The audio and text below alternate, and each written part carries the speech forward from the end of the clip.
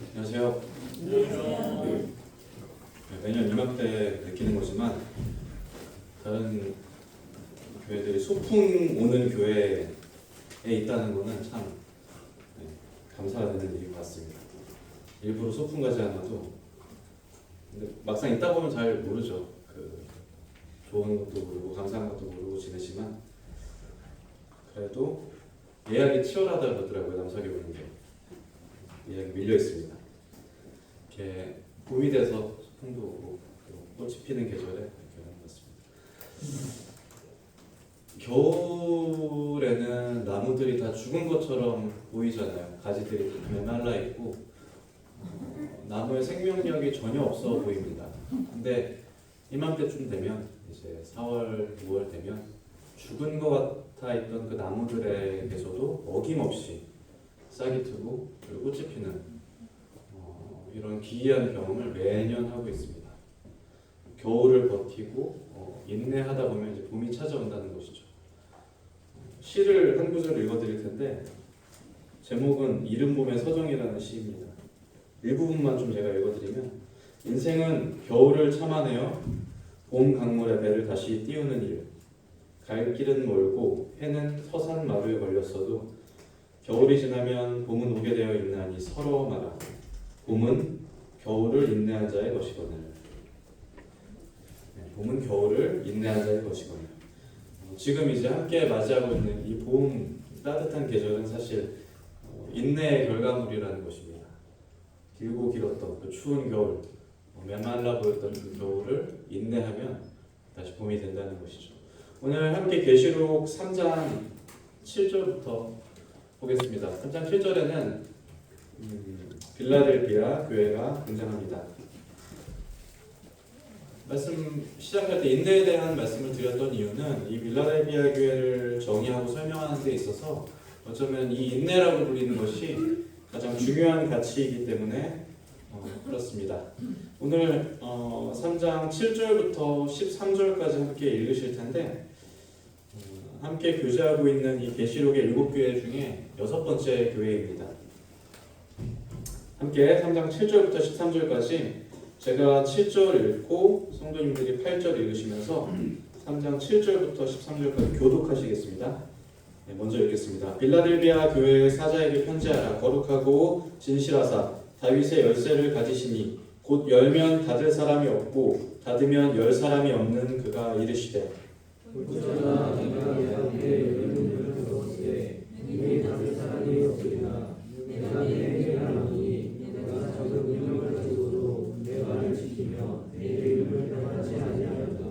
보라 사탄의 회당 곧 자칭 유대인이라 하나 그렇지 아니하고 거짓말하는 자들 중에서 몇을 내게 주어 그들로 와서 내 발 앞에 절하게 하고 내가 너를 사랑하는 줄을 알게 하리라.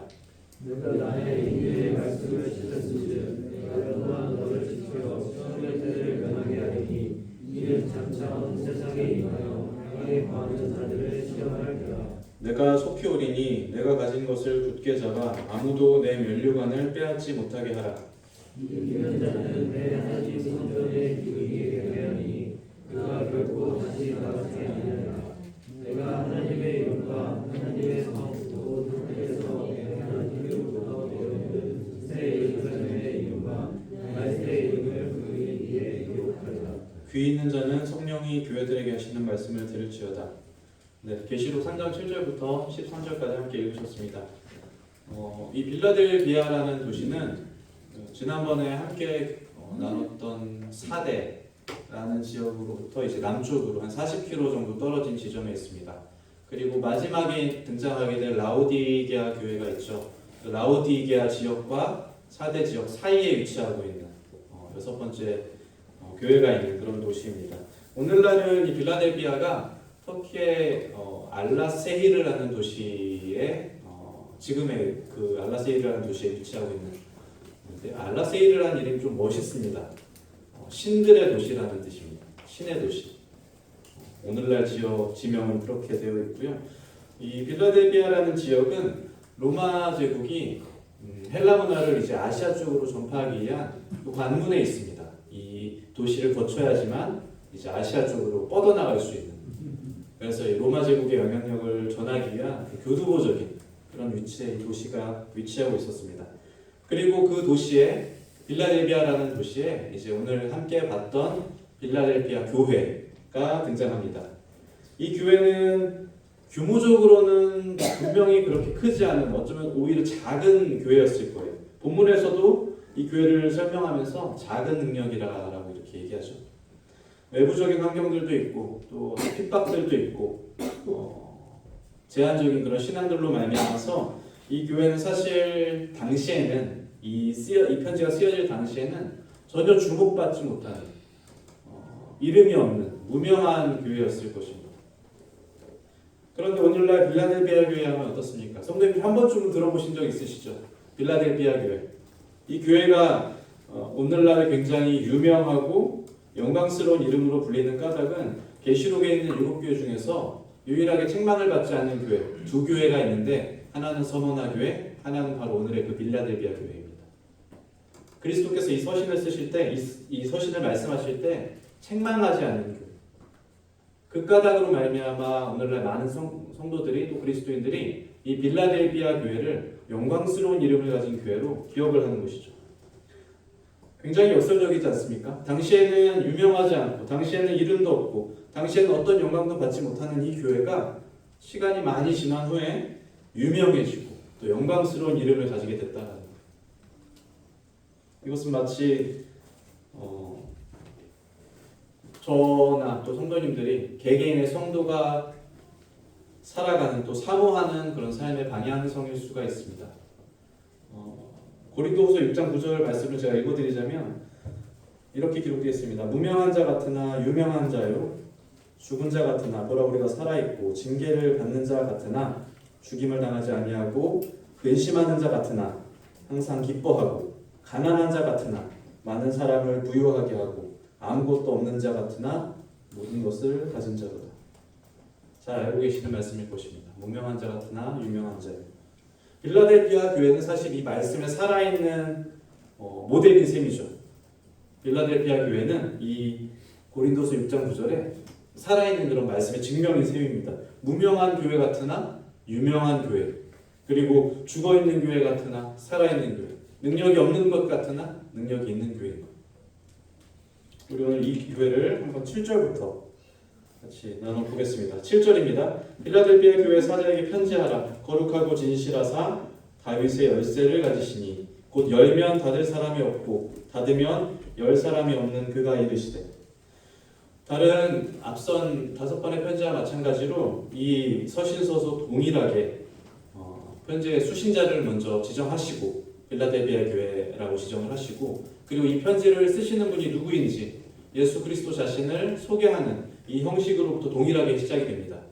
이 편지에서는 그리스도 자신을 어떻게 소개하셨냐면 다윗의 열쇠를 가지시니라고 소개하셨어요.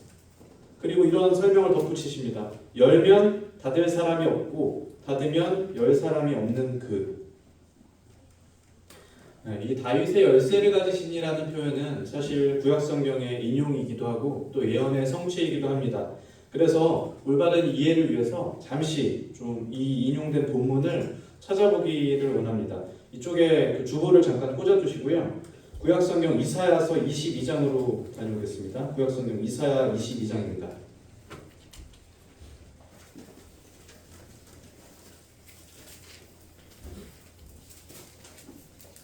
이사야 22장 15절부터 좀 찾아 읽겠습니다.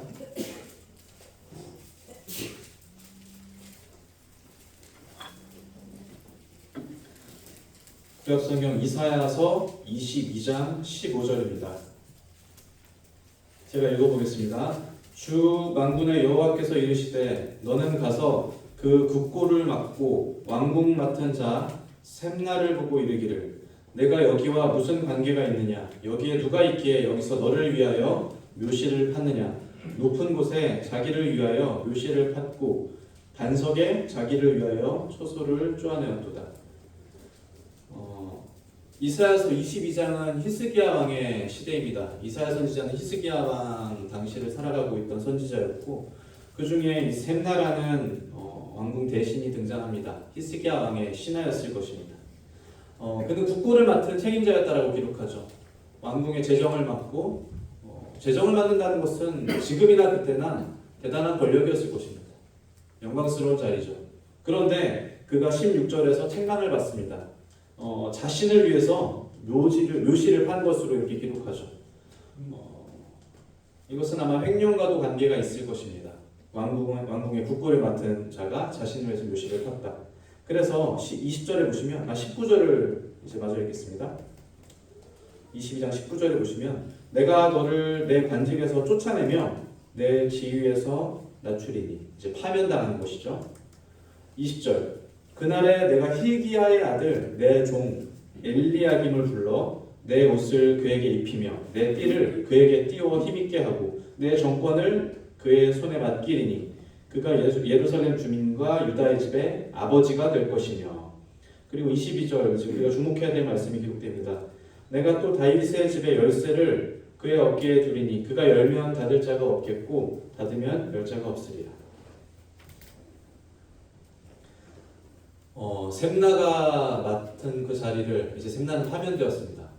자신을 위해서 묘시를 판 죄로 말미암아서 그가 맡았던 그 전권을 이제는 hil기야의 아들 엘리야김에게 이 지위가 넘어가게 됩니다. 그리고 엘리야김을 축복하면서 이렇게 기록하는 것이죠. 다윗의 집의 열쇠를 이제 엘리야김에게 두겠다. 그래서 엘리야김이 열면 닫을 사람이 없을 것이고 엘리야김이 닫으면 그것을 열 사람이 없을 것이다.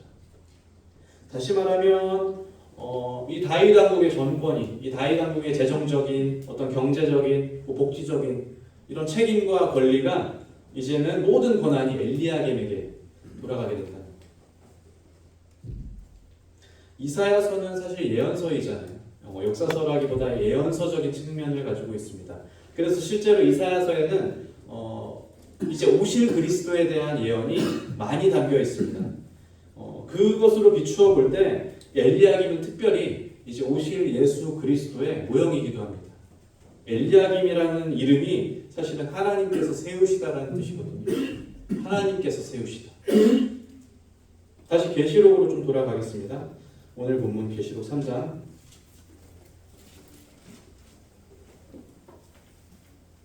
요한계시록 3장 7절 아까 읽었던 말씀인데 빌라델피아 교회 사자에게 편지하라 거룩하고 진실하사 그리고 이제 방금 읽었던 이사야서 22장에 기록된 이 말씀이 동일하게 기록합니다.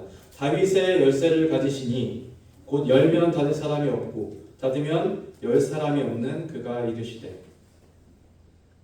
엘리야김으로부터 정확히는 아니지만 700년 정도가 흐른 시점이거든요. 이 요한계시록이 쓰여질 당시는 엘리야김의 시대로부터 이제 약 700년 정도가 흐른 후에 예수 그리스도께서 정확하게 이 예언의 성취자로서 그리고 이 예언의 당사자로서 이 예언을 인용하시는 장면이 방금 읽었던 이 3장 7절의 말씀인 것입니다.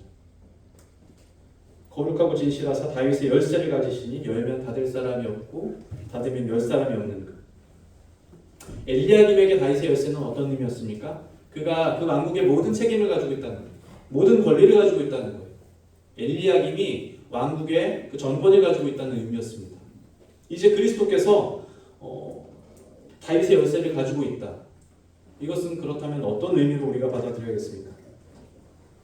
그분께서 모든 것에 대한 완벽한 주권을 가지고 있다.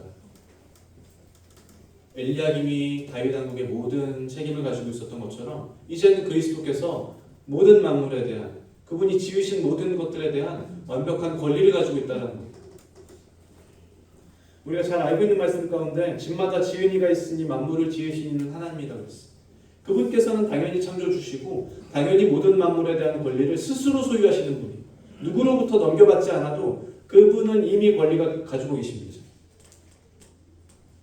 하나님께서 모든 것들을 지으셨고 그 모든 권리가 이제는 그리스도에게도 동일하게 있다는 거예요. 그렇지만 우리가 잘 알고 있는 것처럼 그리스도의 주권이 분명히 흔들리게 되는 순간들이 너무나 많이 있다는 거예요. 무슨 이유에서든 어떤 어려운 상황에 있었든 또는 어떤 중요한 결정을 할 때 그리스도가 소외되는 또 어떤 우리가 만나는 크고 작은 시험이나 환난 가운데 그리스도가 제외되는 선택의 순간에 그리스도를 생각지 않는 많은 어려움들 가운데 그리스도의 주권이 사라지게 되는 순간들이 분명히 있다는 것입니다. 그래서 이 요한계시록 3장 7절에서 그리스도께서 다시 한번 말씀하시는 바 다윗의 열쇠를 내가 가지고 있다는 것입니다. 그분께서 그 모든 권리를, 그 모든 주권을 분명하게 가지고 계십니다. 여기에는 모든 권리가 포함된다는 것을 우리가 인정해야만 해야 된다는 것입니다. 이 권리에 제외되는 것이 있겠습니까?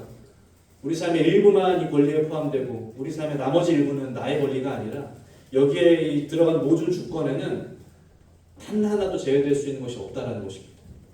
교회로 생각하게 되면 교회의 사역이나 교회가 겪는 환난이나 교회의 어떤 선교적 사명이나 또 교회에서 일어나는 재정적인 문제들, 교회의 섬김들 하나하나 설명하지 않아도 되는 그 모든 것들이 반드시 하나님의 권리 안에 포함된다는 것이고 개인으로 생각해도 마찬가지입니다. 우리 개인의 일생 가운데서도 하나도 제외되지 않는 그 모든 것들이 분명하게 하나님의 열쇠 가운데 들어가게 된다는 것입니다. 어저께 다른 교회 청년이랑 잠깐 교제할 기회가 있었는데 결혼에 대해서 많이 고민을 하죠. 많이 고민을 합니다. 또 어떤 사람은 취업에 대해서 많이 고민을 합니다. 또 어떤 사람들은 이직에 대해서 많이 고민을 합니다. 고민하는 걸 막 듣고 있고 생각을 하다 보니까 중요한 게 빠졌어요. 그 모든 것들에 대한 권리는 어디 있냐? 거기서 하나님이 제외될 수가 없다는 것입니다.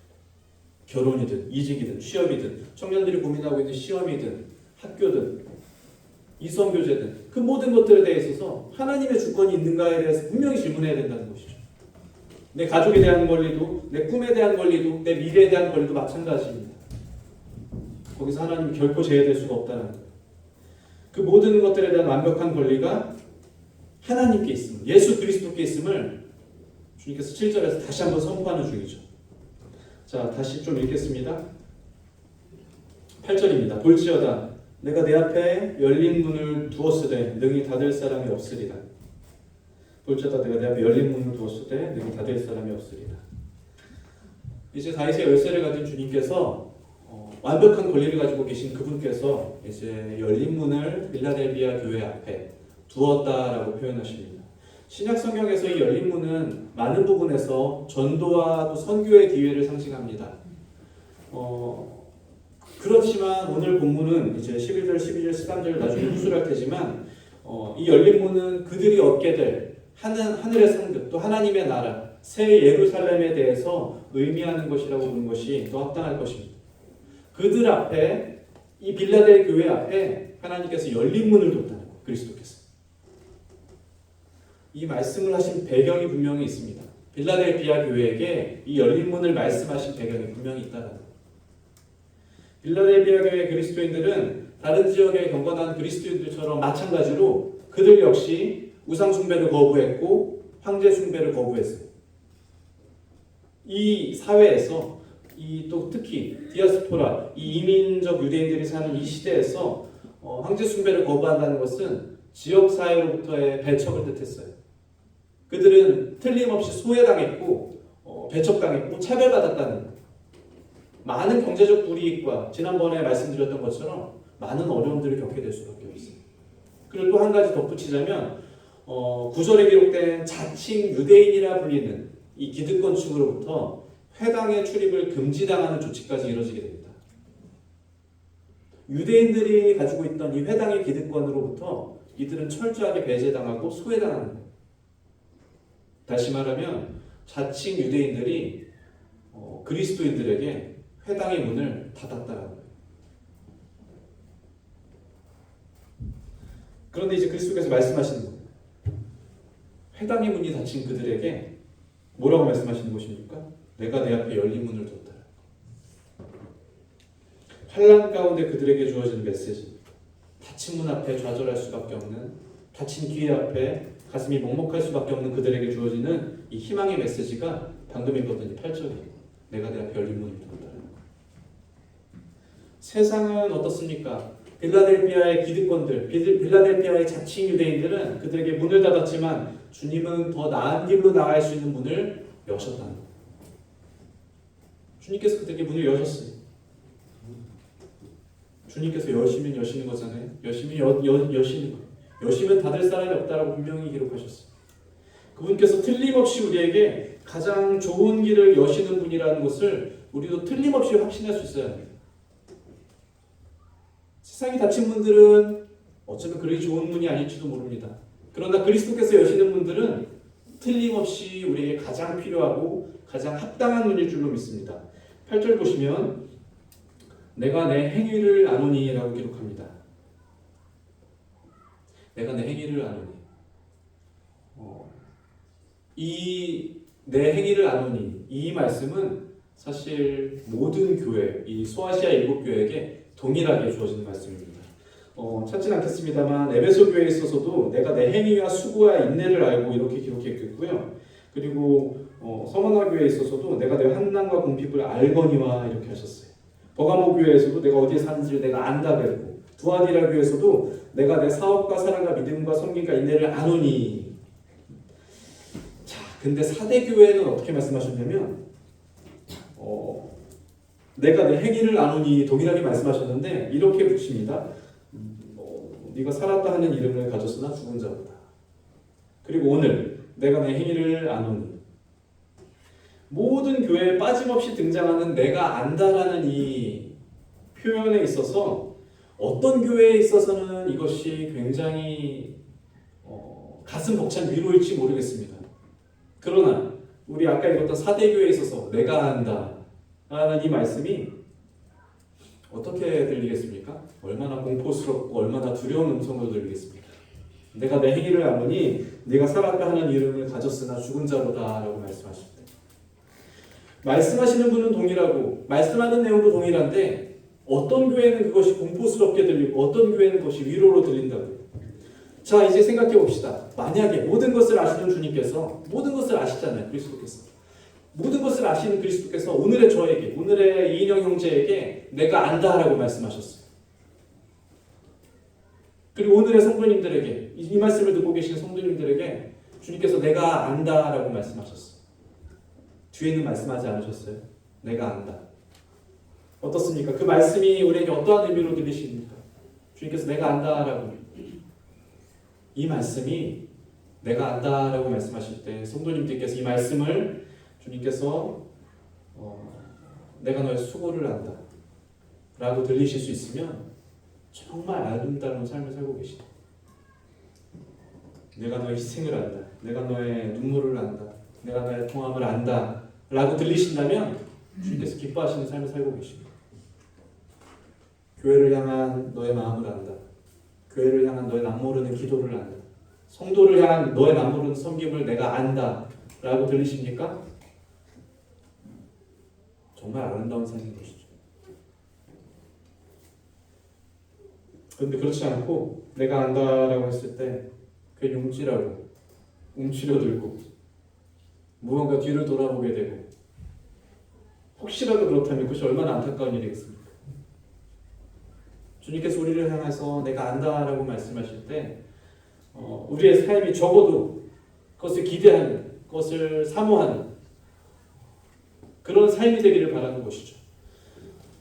오래전에 그 우스갯소리로 들었는데 남편들이 가장 두려워하는 아내 문자가 있었는데 뭐냐면 집에 와서 얘기 좀 해.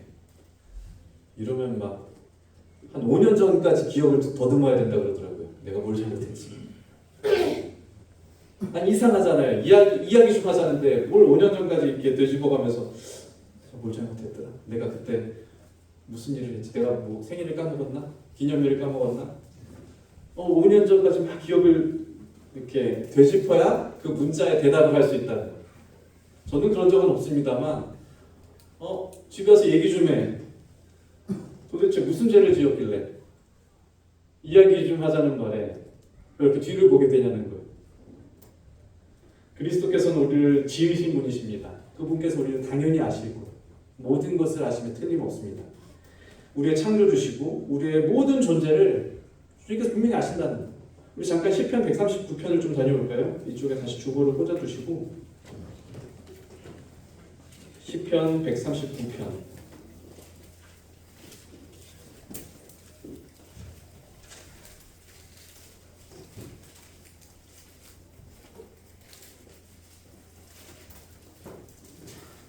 구약성경 904페이지쯤에 있습니다. 시편 139편 제가 좀 읽어보겠습니다. 긴데 제가 몇 절만 좀 읽겠습니다. 1절부터 여호와여 주께서 나를 살펴보셨으므로 나를 아시나이다. 기록하죠. 나를 아십니다. 2절입니다. 주께서 내가 앉고 일어섬을 아시고 멀리서도 나의 생각을 밝히 아시오며. 3절 나의 모든 길과 내가 눕는 것을 살펴보셨으므로 나의 모든 행위를 익히 아시오니. 4절 여호와여 내 혀의 말을 알지 못하는 것이 하나도 없으시나이다. 자, 7절 좀 읽어보겠습니다. 내가 주의 영을 떠나 어디로 가며 주의 앞에서 어디로 피하리이까. 내가 하늘에 올라갈지라도 거기 계시며 스울에 내 자리를 펼지라도 거기 계시나이다. 내가 새벽 날개를 치며 바다 끝에 가서 거주할지라도 거기서도 주의 손이 나를 인도하시며 주의 오른손이 나를 붙드시리이다. 여기까지만. 주님께서 우리의 모든 존재를 아신다는 거예요. 왜 아십니까? 13절에 보시면 주께서 내 내장을 지으시며 나의 모태에서 나를 만드셨습니다. 주님께서 우리를 지으셨기 때문에 우리의 말도 하시고 우리의 거주함도 하시고 우리의 안고 일어섬도 하시고 우리의 생각도 하시고. 이 시편 139편을 읽을 때 우리의 말씀이 두려움으로 떨립니까? 아니면은 주님께서 나의 마음을 아신다는 생각에 기대되시고 위로가 되십니까? 우리는 틀림없이 위로받는 삶을 살 수가 있다는 거예요. 다시 계시록 3장으로 돌아가겠습니다. 주님께서 빌라델비아 교회 말씀하실 때 내가 내 행위를 아노니 빌라델비아 교회 사람들은 이 말씀을 들으면서 가슴 벅찬 위로를 느꼈을 거예요. 주님께서 드디어 우리를 아십니다. 그리고 무엇을 아시는지 8절 중반절에 이렇게 말씀하십니다. 내가 내 행위를 아노니 내가 작은 능력을 가지고서도 내 말을 지키며 내 이름을 배반하지 아니하였도다. 내가 작은 능력을 가지고서도 내 말을 지켰다라는 것입니다.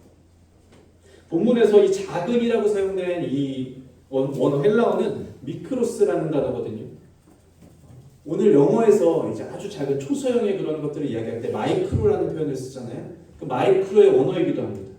이 미크로스라는 단어는 그냥 단순히 작다 이런 의미가 아니고 가장 작은, 미미한, 최상급의 뜻을 가져요. 아주 미미하다는 거. 말씀을 시작할 때 이야기 드린 것처럼 빌라델피아 교회는 작은 교회였어요.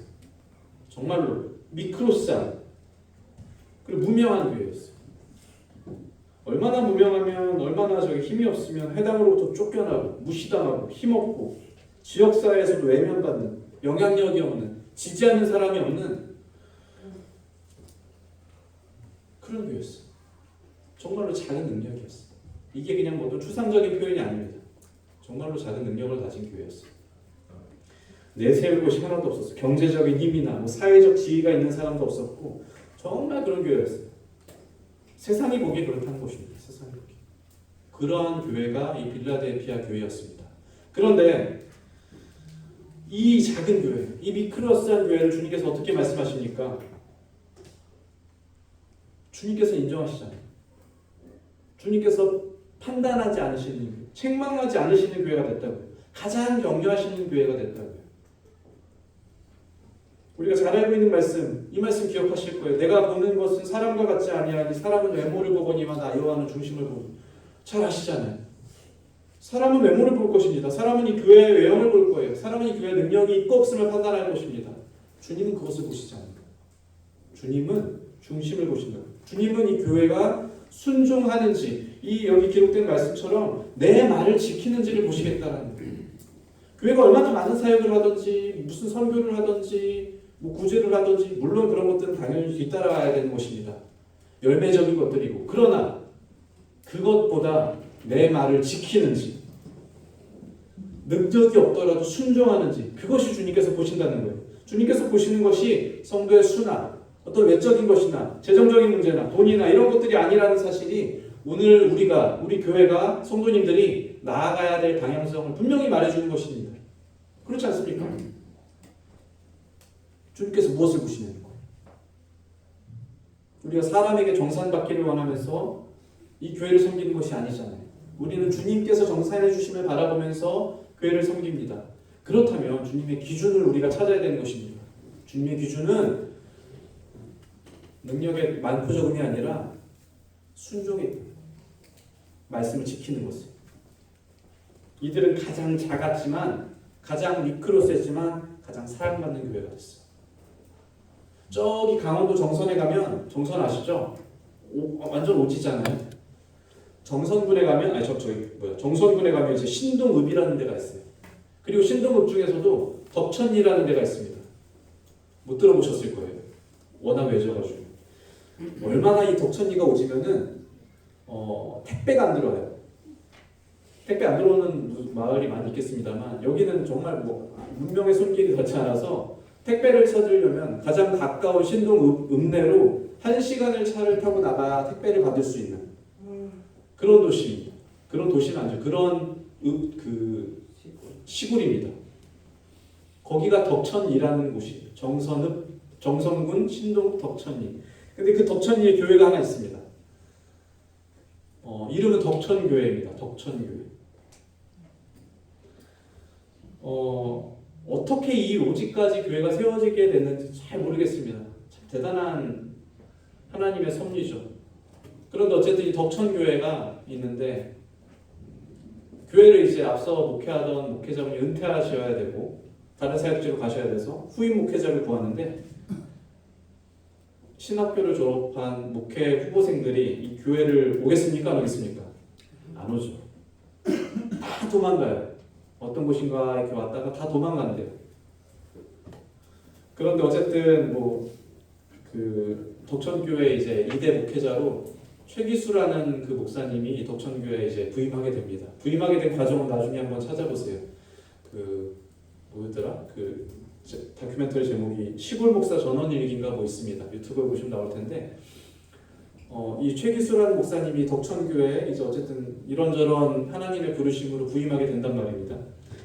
그게 2018년이에요. 얼마 안 됐죠? 2018년. 시간이 많이 지났습니다. 이제 지금 2025년이니까 덕천교회가 어떻게 됐을까요? 대단하게 부흥했을까요? 제가 이렇게 말씀을 드리는 교회가 엄청 커졌나 보다 이렇게 생각하실까요? 2024년도에 그 최기수 목사가 쓴 글을 제가 좀 일부를 읽어드리겠습니다. 목사님이 이제 직접 쓴 글이에요. 그동안 복음의 불모지와 같은 덕천리에서 주님의 핏값으로 사신 덕천교회를 통해 6년간 7명에게 세례를 베풀게 되었다. 도시의 큰 교회에서는 한 주만 해도 있을 수 있는 일이겠지만 우리 교회에서는 기적과도 같은 일이다. 덕천교회를 세워주신 아버지 하나님께 감사와 영광을 올려드린다. 덕천교회 목회를 통해 많은 열매를 보게 하심에 감사한다. 많은 사람을 옳은 길로 인도하지는 못했을지라도 적어도 주님이 그토록 찾으시던 잃어버린 한 영혼을 주께로 인도하며 결산받고 칭찬받기를 간절히 소원한다. 그래서 주님이 너 뭐하다 왔니라고 물으시면 저 최홍유 할머니 데리고 왔어요. 저 양도순 할머니 데리고 왔어요. 한덕삼, 이창재, 배동욱, 박순애 이렇게 주님이 사랑하시는 영혼 한 명 한 명의 이름을 말할 수 있기를 소망합니다. 6년간 7명한테 세례를 베풀었는데 그 중에 그 목사님 자녀도 포함입니다. 이거 뭐라고 말합니까? 큰 교회에서는 한 주만 해도 일어난 일이라고 했어요. 맞아요. 정말 그렇습니다. 큰 교회에서는 7명, 8명 일도 아니에요. 한 주에 30명, 50명 일도 아니에요. 이 교회에서 6년간 7명에게 세례를 베풀었어요. 교회가 많아졌을까요? 그러면? 제가 최근에 또 찾아봤어요. 최근에 CBS에도 이 영상이 또 있더라고요. 한 1년도 안 된 영상인데 보니까 주일 설교를 하시는데 목사님 주일 설교를 하는데 배동욱 할머니 한 분 앉아 계셨어요. 그래도 주일 설교를 흔들림 없이 준비하셔서 그 주일 설교를 해내십니다. 할머니 한 분 전도하시면 다른 분 돌아가셔요. 한 분 전도해서 세례받게 하면 또 다른 분 요양원 가세요. 그런 동네입니다. 덕천이. 정말 세상이 보기에 미크로스하지 않습니까? 미미하고 교회 그냥 사람의 생각으로 말씀드리겠습니다. 왜 저기서 목회를 하고 있지? 그런 교회예요. 미미한 교회. 성도님들도 정말 그렇게 보십니까? 이 교회를 미미하게 보십니까? 아니시잖아요. 우리는 알고 있다고요. 이 교회를 우리가 볼 때, 우리가 성령으로 이 교회를 볼 때 이 교회가 얼마나 가치 있고 얼마나 감동적인지, 우리가 같은 성령으로 이 교회를 보게 될 때 전혀 그것이 미미하지 않다는 것을 우리는 영으로서 분명히 알 수가 있습니다. 주님께서도 분명히 그렇게 보실 거예요. 주님께서도 이 교회를 마치 빌라델피아 교회에 보시는 것처럼 잘했다고 칭찬하시고, 이 사람의 수와 상관없이. 한국 모임의 초기도 대부분 그러지 않았습니까? 뭐 앞에 계신 부치님들, 모치님들 잘 알고 계시지만 대부분 이렇게 보였잖아요. 예배당 없어서 그냥 집에서도 보이고. 저도 제가 기억나는데 저 초등학교 때 예배당 없어가지고 그 서울에 있었을 텐데 형제님 집 빌라 거실에서 이렇게 모여서 예배드리고 몇 년간을 그랬던 기억이 있습니다. 그냥 그렇게 모이잖아요. 그죠? 그럼에도 아직도 기억나는 게 뭔지 아십니까? 그 예배 가운데 매주 눈물이 넘쳐흐르고 매주 감사가 넘쳐흐르고, 저는 구원받지 않았음에도 불구하고 잘 알고 있어요. 그때 형제님들이 어떻게 예배드렸는지, 얼마나 눈물을 쏟으면서 예배드렸는지 아직도 3, 40년이 지났지만 제 머릿속에 생생하단 말이에요. 여느 교회처럼 성가대도 없고 잘 차려지는 악기도 없고 뭐 그런 게 없다 할지라도 하나님이 그 예배를 틀림없이 기뻐하셨다. 오늘날 한국교회, 한국 모임들 250여 개가 정도가 된다고 제가 알고 있습니다. 250개의 모임이 있는데 이름이 알려진, 우리가 이름 들으면 잘 알고 있는 몇몇의 교회들 제외하면 사실은 대부분 그럴 거예요. 덕천교회 크게 다르지 않은 상황인 거예요. 그렇지만 아무도 모르게 지역 곳곳에서 그렇게 묵묵히 헌신하면서 지역을 감당하는 그 우리의 작은 교회들, 작은 모임들, 사실은 저는 그 교회들로 말미암아서 한국 모임이 존재하다고 믿고 싶어요. 그렇게 자기의 소명을 다하는 지역 곳에서의 섬기는 장로님들, 사역자님들,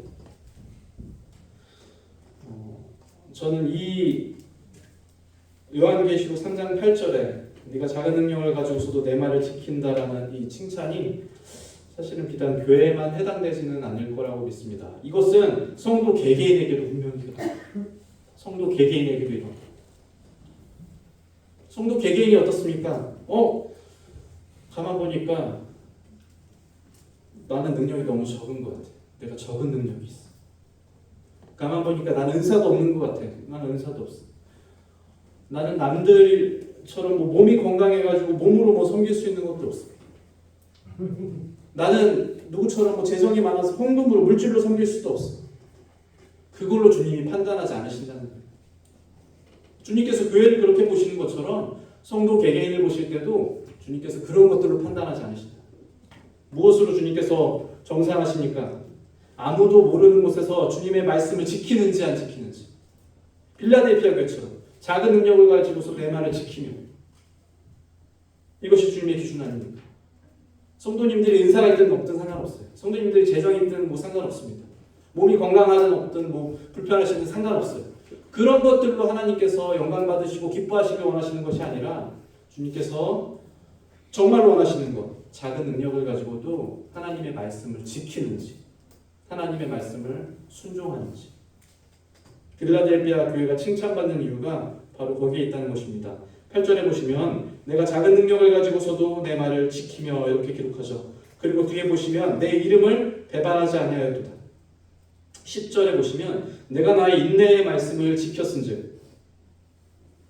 빌라델피아 교회가 칭찬받는 이유가 바로 여기에 있다는 거예요. 그들이 많은 사역을 하고 많은 뭐 대단한 일을 하고 그런 것이 아니라 그들이 처한 여러 가지 위협 가운데 얼마나 많은 그런 배교의 위협이 있었겠습니까? 생명의 위협도 있었을 것이고, 아까 말했던 것처럼 경제적인 위협도 있었을 것이고, 뭐 가족의 위협도 있었을 것이고, 그런 위협들 가운데 그들이 처한 태도가 무엇이냐는 거예요. 그들은 어떻게 했습니까? 인내했습니다. 하나님 말씀을 붙들고 그들이 인내했습니다. 끝까지 참았다는, 그들이 대단한 것을 한 게 아니에요. 대단한 것입니다. 물론 이것은 정말 위대한 일이죠. 그러나 세상이 보기에 대단한 일을 하진 않았어요. 그들은 단지 참고 견뎠을 뿐이에요. 인내하라는 그 말씀 붙들고 묵묵히 그것을 견뎌냈다는 거예요. 오늘 마지막 때를 살아가는 우리 성도님들, 저와 성도님들에게도 틀림없이 어려움들이 존재하고 배교의 위협과 교회를 떠나게 만드는 수없이 많은 사유들이 존재할 것입니다. 얼마나 많은 이유들이 우리를 교회에 못 나오게 만드는지 몰라요. 그런데 그리스도인으로 사는 그 모든 것들에 대해 방해하는 것들에 대한 대답이 여기 있다는 것입니다. 그것이 바로 인내. 참고 견디라는 거예요. 주님께서 해줄 말씀이 이것입니다. 참고 견디고 언제까지? 주님 오실 때까지 견디라.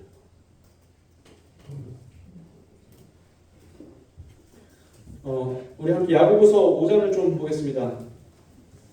여기 다시 돌아올 테니까 잠깐 잡으시고요. 신약성경 야고보서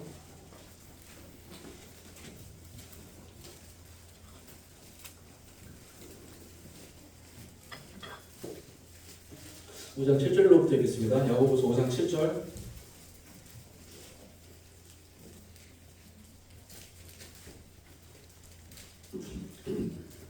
(5장 7절로부터) 11절까지 5절인데 한번 같이 읽겠습니다. 저와 같이 야고보서 5장 7절로부터 11절 시작. 그러므로 형제들아 주께서 강림하시기까지 길이 참으라.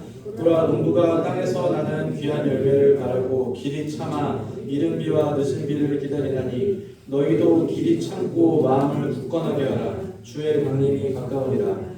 형제들아 서로 원망하지 말라. 그리하여야 심판을 면하리라. 보라 심판주가 문 밖에 서 계시니라.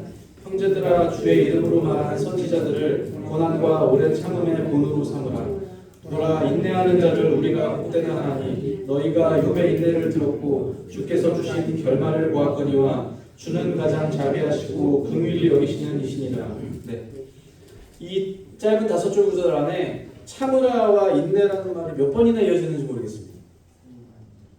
계속 참으라는 거예요. 인내하라는 것입니다. 언제까지? 주께서 강림하시기까지. 주님께서 다시 오실 때까지. 우리가 흔히 인내한다 그러면 무슨 뭐 화를 참고, 그죠? 고통을 참고 이런 것들을 생각합니다. 우리가 생각하는 인내는 그런 것들이죠. 근데 이 인내하다라는 원어는 여기서 기록된 이 원어는 사실은 여전히 있다, 머물러 있다 이런 뜻이. 그 자리를 지키라는 거예요. 우리에게 주어진 이 성도로서의 자리, 우리에게 주어진 이 교회의 자리, 그것을 담담히 지키라는 것입니다. 신앙의 자리에서 결코 떠나지 말라는 거예요. 그것이 이 마지막 때를 살아가는 성도들, 신약교회 성도들과 우리에게 주어지는 당부의 메시지인 것입니다. 계시록 3장으로 다시 돌아가겠습니다.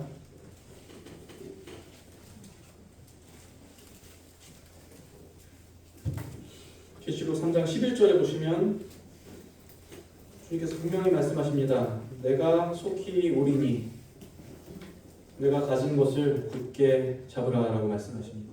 주님께서 다시 오신다는 약속을 주시고 그때까지 가지고 있는 것들을 분명히 잡으라는 거예요. 그리고 그때에게 상급도 약속하십니다. 아무도 너의 면류관을 빼앗지 못하게 하라. 인내하고 견디는 이들에게 분명히 주어지는 상급이 있답니다. 그것이 무엇이냐면 면류관. 그리고 12절 13절에 또 예루살렘과 새로운 하늘에 대한 이야기도 있습니다. 이 면류관은 그리스도께서도 쓰신 면류관이고 사도 바울에게도 사도 요한에게도 아까 인용드렸던 뭐 다른 믿음의 선진들에게도 또 독천교회 목사님에게도 또 저와 성도님들에게도 동일하게 주어지는 면류관 아닙니까? 우리가 참고 견딜 때 우리가 그리스도의 말씀을 지키면서 참고 인내할 때 우리에게 약속되어지는 이 상급이 바로 이거라는 거예요. 그리고 그것이 분명하게 우리가 인내할 수 있게 만드는 가장 중요한 힘이 될 것입니다. 상급이 인내할 수 있게 만드는 원동력이 된다. 우리가 소망 없는 기다림을 할 수가 없어요. 소망 없이 계속 기다리라고 하면은 그것은 정말 고문에 가깝잖아요. 끝나지 않은 그런 기다림이라고 하면. 그런데 주님께서는 소망을 말씀해 주셨어요. 만약에 봄이 안 온다고 해봅시다. 겨울을 우리가 참을 수가 있겠습니까? 봄을 기다리는 마음으로 겨울을 참아내는 것처럼 주님께서 다시 오시고 우리에게 약속된 상급이 있다는 것을 우리가 분명히 알 때 우리가 인내할 수 있고 기다릴 수 있다는 거예요. 시편 말씀을 인용하면, 히브리서 말씀을 인용하면은 우리가 이 소망을 가지고 있는 것은 영혼의 닷 같다고 그랬어요. 기억하실 거예요. 우리에게 이 소망이 있는 것은 영혼의 닷 같다고 그랬어요. 커다란 배가 풍랑 가운데서 흔들리지 않고 그 자리를 지켜내잖아요. 무엇 때문에 그래? 닷 때문에 그러잖아요. 닻을 내려놓고 그 자리를 굳건하게 지킨다고요. 근데 우리에게 그 영혼의 닻이 무엇이라는 것입니까? 소망이라는 것입니다. 하늘에 대한 소망, 하늘 상급에 대한 소망, 그리스도에 대한 소망. 이 소망이 있다면 우리의 영혼을 흔들리지 않게 틀림없이 잡아줄 수 있다는 거예요. 이제 말씀을 정리해 보겠습니다. 빌라델비아 교회 3장 7절부터 13절까지 읽었습니다. 이 교회는 세상이 보기엔 정말 별 볼일 없는 교회였어요. 주님께서도 말씀하셨어요. 능력이 적은 교회라고, 그죠? 이것은 정말 객관적인 사실일 것입니다. 정말 아무것도 없는 그런 미미한 교회였지만 그들은 인내의 말씀을 굳게 지켰어요. 그들이 할 수 있는 최선이었을 것입니다. 그들이 할 수 있는 최선 가운데 그들은 이 말씀을 지키기로 결정했고 끊임없이 인내했습니다. 그래서 주님께서 그들을 높여주시고 그들을 격려해주시고 그들을 세워주셨어요. 이 말씀이 이제 오늘날 우리에게 어떻게 적용될 것인가를 우리는 정말 묵상해 봐야 될 것입니다. 우리 마지막으로 히브리서 12장 말씀을 잠깐 찾고 마치겠습니다. 신약성경 히브리서 12장